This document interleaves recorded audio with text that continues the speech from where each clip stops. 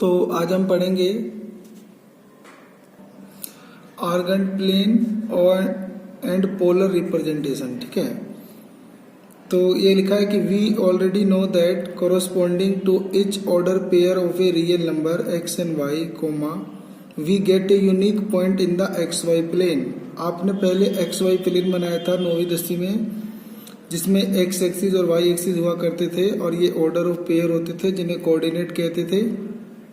और ये जो ऑर्डर ऑफ पेयर है ये एक फिक्स पॉइंट को दिखाते हैं एक प्लेन में। ठीक है, and vice versa with reference to a set of mutually perpendicular lines known as a x axis and y axis. तो इसको एक्स एक्सिस और इसको वाई एक्सिस जाना जाता था।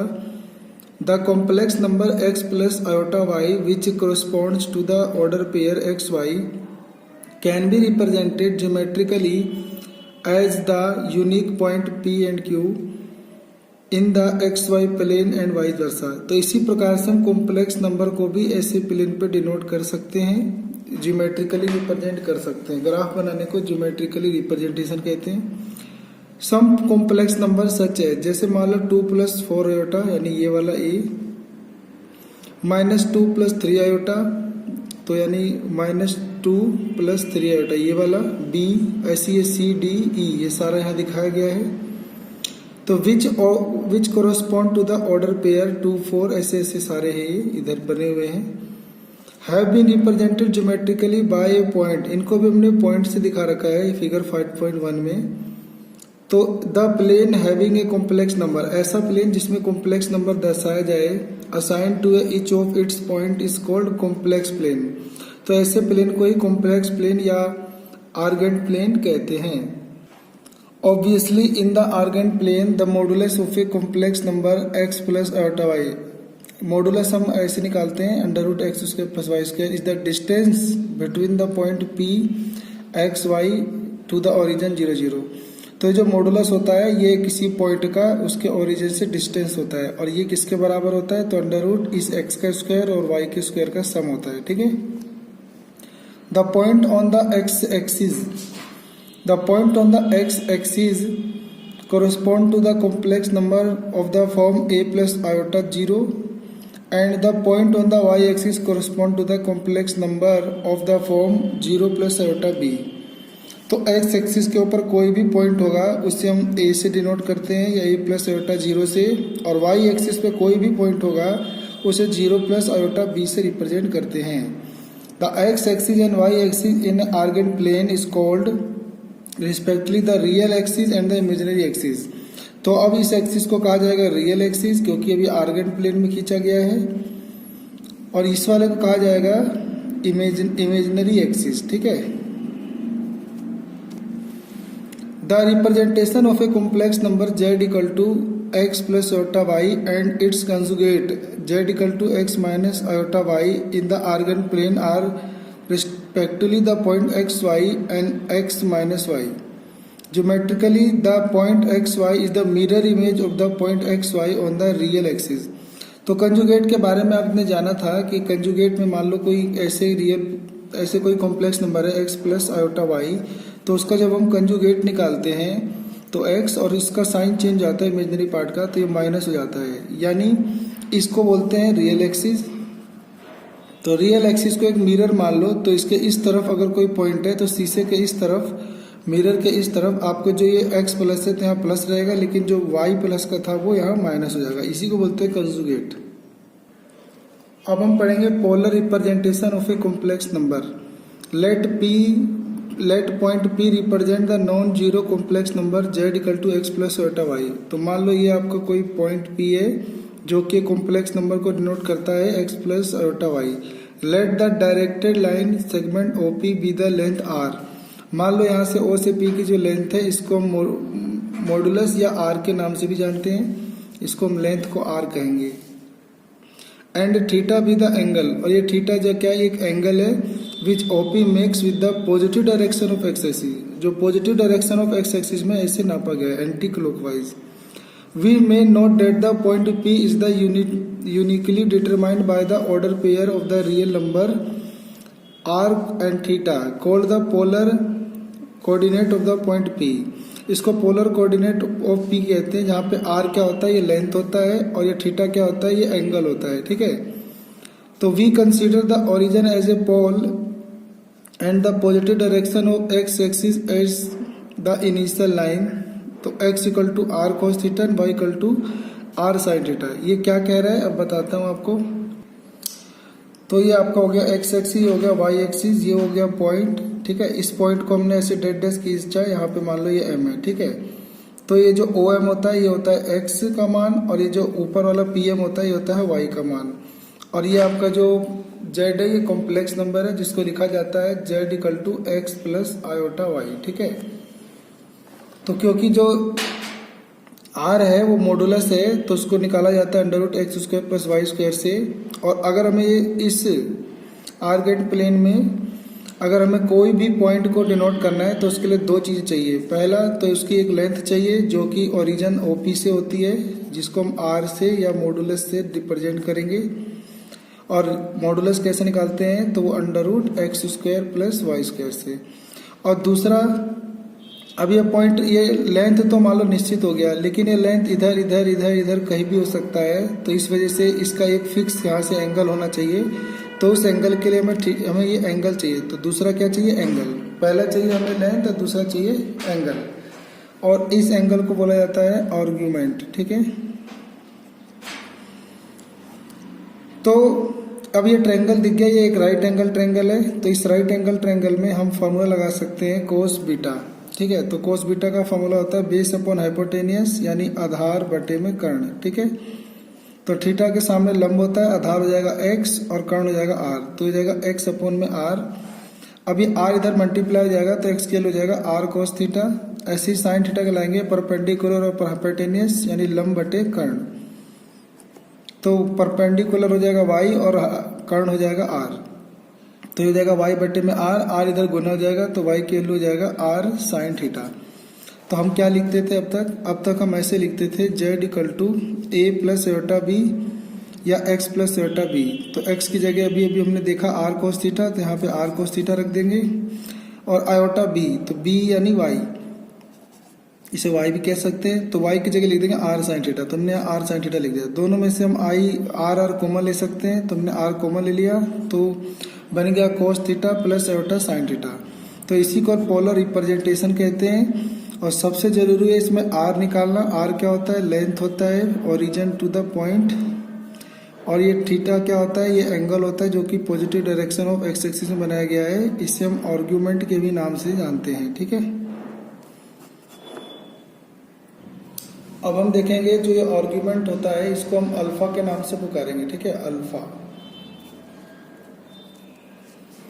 तो जो ये अल्फा है इसको कैसे, मतलब एंगल कैसे निकाला जाए। ठीक है, ये एंगल कैसे निकाला जाए, तो इसके लिए आपको आर्ग्यूमेंट से हेल्प लेना होगा, यानी अल्फा का। ठीक है, तो इसके लिए आपको क्या करना होगा, एक तो आपको r यानी मॉडुलस की जरूरत पड़ेगी। तो मॉडुलस को हम ऐसे भी रिप्रेजेंट करते हैं, अगर z यानी complex number x plus iota y के फॉर्म में है। तो अगर आपका ये a प्लस आयोटा y के फॉर्म में, आयोटा b के फॉर्म में है, तो फिर मॉडुलस हो जाएगा आपका under root a square plus b square. ठीक है, देखो 4 क्वाड्रेंट होते हैं। तो अगर ये पहले क्वाड्रेंट में अगर आपका ये कोई पॉइंट होगा, तो ये फर्स्ट क्वाड्रेंट होता है, ये सेकंड होता है, ये थर्ड होता है, ये फोर्थ होता है। ठीक है, 4 क्वाड्रेंट होते हैं। ये आपका एंगल थीटा हो गया। ठीक है, ये पहले क्वाड्रेंट में आ रहा है। तो अगर ये पहले क्वाड्रेंट में आ रहा है तो पहले क्वाड्रेंट में x भी पॉजिटिव y भी पॉजिटिव, इसका ध्यान रखना है। तो आपका रियल पार्ट भी पॉजिटिव, इमेजिनरी पार्ट भी पॉजिटिव होगा, यानी x भी पॉजिटिव y भी पॉजिटिव होगा। ठीक है, अगर ये सेकंड क्वाड्रेंट में है तो यहाँ x नेगेटिव y पॉजिटिव होगा। अगर फोर्थ में है तो ये माइनस माइनस होगा दोनों, और यहाँ होगा तो x पॉजिटिव y नेगेटिव होगा। ठीक है, तो यानी x की वैल्यू पॉजिटिव तो y नेगेटिव होगा, और यहाँ x नेगेटिव तो y भी नेगेटिव होगा, और यहाँ पे x नेगेटिव तो y पॉजिटिव होगा। ठीक है, अगर हम a में कहें तो ये a माइनस बी हो सकता है, ये माइनस a माइनस बी हो सकता है, ये माइनस a और प्लस b हो सकता है। ठीक है, अगर ये पहले क्वाड्रेंट में पाया गया तो ये जो थीटा निकाला जाएगा ये कैसे निकाला जाएगा, तो अगर आपका ये थीटा पहले क्वाड्रेंट में है तो ये अल्फा के बराबर हो जाएगा। ठीक है, और वही अगर आपका ये सेकंड क्वाड्रेंट में है तो ऐसे जाएंगे आप, तो सेकंड क्वाड्रेंट में आपको क्या लेना है, पाई माइनस अल्फा करके थीटा लेंगे, ठीक है। और अगर आप ये चले जाते हो थर्ड क्वाड्रेंट में तो आपको ऐसे नहीं जाना है, आपको ऐसे जाना है। क्यों? क्योंकि आपका जो थीटा होता है वो माइनस पाई से और पाई के बीच में होता है, ठीक है। तो माइनस पाई और पाई के बीच में होने के कारण, और यहाँ इक्वल टू भी हो सकता है, तो इस वजह से हम यहाँ पे थर्ड क्वाड्रेंट में ऐसे आएंगे। तो जब हम थर्ड क्वाड्रेंट में उल्टा आते हैं तो हमें यहाँ पे मिलेगा थीटा निकालने के लिए, तो पाई माइनस पहले ये अल्फा कर दोगे जो आर्गुमेंट निकालोगे, और फिर यहाँ माइनस कर दोगे, यानी हम कह सकते हैं माइनस पाई प्लस अल्फा या अल्फा माइनस पाई, ठीक है। ऐसे आपको थीटा निकालना है। और अगर आप फोर्थ क्वाड्रेंट में चले जाते हो तो आप ऐसे आओगे बैक, तो ये आपका जो थीटा होगा वो माइनस अल्फा के बराबर होगा, ठीक है। ये क्लॉकवाइज हो जाएगा, इस वजह से ऐसे है, ये भी क्लॉकवाइज हो जाएगा, और ये आपका एंटी क्लॉकवाइज है, और ये भी आपका एंटी क्लॉकवाइज है, राइट। उसके बाद देखेंगे कि ये जो अल्फा है ये कैसे निकालते हैं। तो ये अल्फा है, इसको निकालने के लिए, और यानी आर्गुमेंट के अल्फा को निकालने के लिए हम टेन अल्फा बराबर लेंगे 10 इमेजिनरी पार्ट ऊपर बटे में रियल पार्ट नीचे, और इसका मॉडुलस, ये हमेशा पॉजिटिव मान देगा, ठीक है। या फिर हम कह सकते हैं 10 ये y ऊपर और x नीचे, या फिर हम कह सकते हैं 10 b यानी इमेजिनरी पार्ट ऊपर और रियल पार्ट ये नीचे। तो ऐसे कंपेयर करके हम 10 निकाल सकते हैं। फिर ये भी कोई एक मान आएगा, उसको हम देखेंगे कि वो 30 यानी पाई बाई 3 है, या पाई बाई 4 45 है, या वो पाई बाई 3 60 है, या पाई बाई 2 90 है, ठीक है। तो इस आधार पे ये सारे वैल्यू आपको मिलेगी, इस वैल्यू से कंपेयर करके आप 10 निकालेंगे। तो इसमें एक नोट करने वाली ये बात है, नोट, कि जो आप हमेशा जब भी आप अल्फा निकालेंगे, आप जब भी अल्फा निकालेंगे तो उसके बाद क्या करेंगे कि फिर क्वाड्रेंट के अनुसार,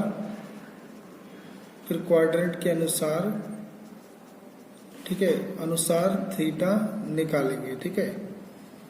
तो ये अभी बताया आपको 4 क्वाड्रेंट होते हैं, ये पहला होता है, ये दूसरा होता है, ये तीसरा और ये चौथा। तो पहले क्वाड्रेंट में अगर आपका जो थीटा होगा वो फाई के ही बराबर होगा, दूसरे में जो थीटा होगा वो पाई माइनस अल्फा करके निकालेंगे, और थर्ड क्वाड्रेंट में जो थीटा होगा वो पाई माइनस अल्फा और बाहर माइनस, या फिर हम ऐसे कह सकते हैं माइनस अंदर जाएगा तो माइनस पाई, और ये माइनस माइनस प्लस अल्फा या थीटा आ जाएगा प्लस अल्फा माइनस पाई, ठीक है। और फोर्थ क्वाड्रेंट में जो थीटा होगा वो माइनस अल्फा के बराबर होगा। तो ये आपको इतना ध्यान रखना है, ठीक है।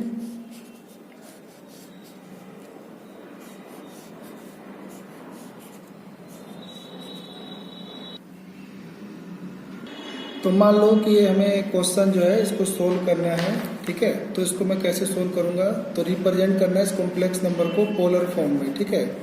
तो पहले तो आप देखोगे कि z बराबर ये क्या है, x प्लस आयोटा y से कंपेयर करोगे, तो आप कंपेयर करोगे तो x के वैल्यू 1 और y के वैल्यू √3 मिलेगा। और फिर आप एक ग्राफ बनाएंगे तो पता चलेगा कि ये दोनों पॉजिटिव है, तो करीब यहाँ आता होगा ये, ठीक है। तो आप इसे OP मान लेंगे, और ये आपका थीटा रहेगा एंगल, और ये 1 और ये √3, ठीक है।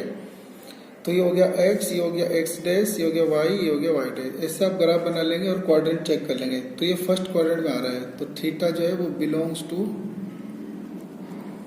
फर्स्ट क्वाड्रेंट, ठीक है। तो फर्स्ट क्वाड्रेंट में फिर कैसे निकालते हैं थीटा, वो भी करते हैं, ठीक है। उससे पहले आप क्या निकालोगे, r निकालोगे। r के लिए अंडर रूट क्या होता है, x² प्लस y²। तो x की जगह 1 का स्क्वायर और y की जगह जाएगा √3 का स्क्वायर। 1 का स्क्वायर जाएगा 1, 3 का स्क्वायर 3, तो यानी ये हो जाएगा √4, यानी ये 2 आ जाएगा, ठीक है। उसके बाद ना फिर आपको मैं बताया था कि z बराबर क्या था, कि x प्लस आयोटा y था। तो हम इसको पोलर फॉर्म में कैसे लिखते हैं, तो पोलर फॉर्म में मैंने इसको दिखाया था कि इसको जब पोलर फॉर्म में लिखते हैं तो लिखते हैं r cos theta plus iota sine theta, ठीक है। या फिर r अंदर गुना हो जाए तो r cos थीटा प्लस ये हो जाएगा r आयोटा साइन थीटा, ऐसे भी कह सकते हैं, ठीक है। तो आप देखोगे कि r cos थीटा जो है ये x के बराबर है, तो यानी x बराबर हमने r cos थीटा लिया था और y बराबर हमने क्या लिया था, तो वो लिया था r sin थीटा। ठीक है, तो पहले r की वैल्यू क्या थी 1, तो यहाँ पे हम 1 बराबर लिख देंगे r cos थीटा और इसको लिख देंगे √3 बराबर r sin थीटा। ठीक है, उसके बाद r की वैल्यू हमारी 2 आई थी, यहाँ 2 रख देंगे तो 2 बटे में जाएगा, तो 1/2 बराबर में cos थीटा और ये जाएगा √3 बटे में 2 बराबर sin थीटा। तो ये √3/2 sin थीटा में किसका मान होता है, तो अभी मैंने दिखाया था आपको ये π/3 का होता है, तो ये sin π/3। ठीक है, तो π/3 होता है sin थीटा। तो मैंने यहाँ पे π/3 लिख दिया था, ये π/6 है। ठीक है, ये π/6, π/4, π/3, π/2। π/2 को 90 डिग्री, π/3 को 60 डिग्री, π/4 45, π/6 को 30 डिग्री कहते हैं। तो हमें चाहिए √3/2 का मान, तो हो जाएगा π/3 और कोस में 1/2 का भी मान π/3, दोनों के लिए π/3। तो यहाँ पे हम देखेंगे कि इसका भी मान क्या आ रहा है, कोस π/3 पे ही आ रहा है 1/2, तो ये आपका कोस को हट जाएगा तो थीटा आ जाएगा π/3 और यहाँ पे भी हट जाएगा तो थीटा आ जाएगा π/3। तो यहाँ तो डायरेक्ट दोनों बराबर हो गया तो थीटा पता चल गया। लेकिन अगर हम tan थीटा से निकालना चाहते हैं तो उसके लिए आपको क्या करना पड़ेगा कि tan इमेजिनरी पार्ट ऊपर और रियल पार्ट नीचे, ये दूसरा तरीका है करने का। तो tan इमेजिनरी पार्ट आपका था ये y और जो कि √3 है, रियल पार्ट 1 था, तो ये हो जाएगा आपका √3/1 यानी हो जाएगा tan √3। अब tan √3 किसका मान होता है, तो ये हो जाता है tan 60 का, और tan 60 को क्या लिखते हैं, tan π/3। तो यहाँ पे हम tan अल्फा का कंपेयर कर रहे हैं, तो हमें अल्फा मिल जाएगा, tan अल्फा मिल जाएगा π/3। tan हटा देंगे, कट जाएगा, तो अल्फा हो जाएगा π/3। तो अल्फा π/3 हो गया। तो हमने देखा था चित्र बना के कि ये फर्स्ट क्वाड्रेंट में है, तो फर्स्ट क्वाड्रेंट में है तो क्या करेंगे, तो थीटा ही अल्फा हो जाएगा, मैंने बताया था। तो यानी आपका थीटा ही क्या हो जाएगा, π/3 हो जाएगा। ठीक है, उसके बाद आपको क्या लिखना था, पोलर फॉर्म में लिखना था कॉम्प्लेक्स नंबर को, तो लिख दोगे z बराबर r bracket cos theta plus iota sin theta. तो आपका हो जाएगा r का मान 2 और ये हो जाएगा cos थीटा, थीटा आया π/3 और प्लस आयोटा sin थीटा की जगह π/3। तो ये आपका आंसर हो गया। ठीक है, तो यहाँ पे मैंने आपको दोनों तरीका बता दिया, या तो आप सीधा ये tan वाले से कर सकते हैं, ठीक है, थीटा निकालने के लिए tan का सहारा ले सकते हैं, नहीं तो आप पहले ऐसे करके भी थीटा कोस और साइन से कंपेयर करके निकाल सकते हैं, या तो इससे कर लें या इससे कर लें, लेकिन ज़्यादातर tan से सरल होता है और आसान होता है। ठीक है।